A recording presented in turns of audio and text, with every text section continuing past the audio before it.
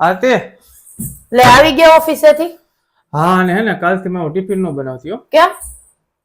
કાઈ નહીં આવે મોદીજી ઓલા પેટ્રોલ ની જાહેરાત કરી ને હા ઓફિસેથી કહી દીધું હે ને ઘરે બેઠા કામ કરજો ઓફિસ આવવા નથી એટલે હવે ઘરે બેઠા કામ કરવાનું ને હવે એમ કે કોરોનામાં લોકડાઉન હતી ને એવી સ્થિતિ થઈ જાય. ઓહો હો.